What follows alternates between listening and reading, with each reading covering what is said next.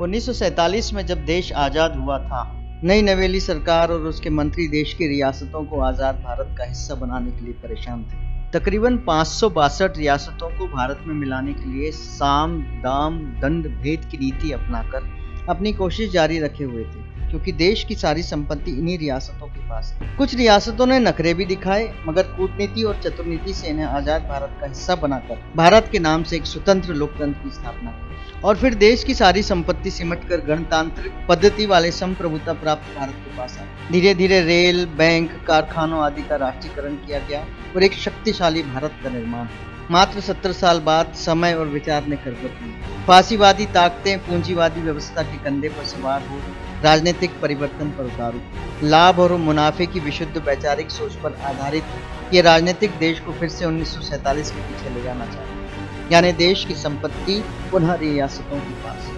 लेकिन ये नए रजवाड़े होंगे कुछ पूंजीपति घराने और कुछ बड़े बड़े राजनेता। निजीकरण की आड़ में पुनः देश की सारी संपत्ति देश के चंद पूंजीपति घरानों को सौंप देने की कुत्सित चाल चली जा रही है। उसके बाद क्या?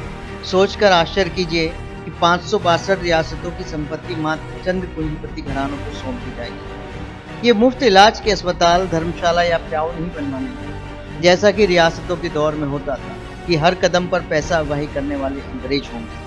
निजीकरण एक व्यवस्था नहीं बल्कि पुनः रियासतीकरण है। अगर देश की आम जनता प्राइवेट स्कूलों और हॉस्पिटलों के लोकतंत्र से संतुष्ट है तो रेलवे को भी निजी हाथों में जाने का स्वागत है।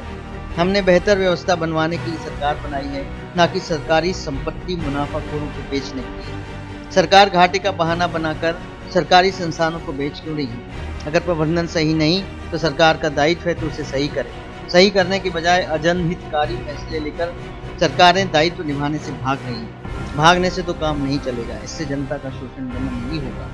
यह एक साजिश के तहत सुनियोजित तरीके से किया जा रहा है। पहले सरकारी संस्थानों को ठीक से काम न करने दो, फिर बदनाम करो जिससे निजीकरण करने पर कोई बोले नहीं, फिर धीरे से अपने आकाओं को बेच दो जिन्होंने चुनाव के भारी भरकम खर्च की फंडिंग की। याद रखिए, पार्टी फंड में गरीब, मजदूर, किसान पैसा नहीं देता, पूंजीपति देता है, और पूंजीपति दान नहीं देता, निवेश करता है, चुनाव के बाद मुनाफे की फसल काटता है। आइए विरोध करें निजीकरण का। सरकार को एहसास कराएं कि वह अपनी जिम्मेदारियों से भागे नहीं, सरकारी संपत्तियों को बेचे नहीं।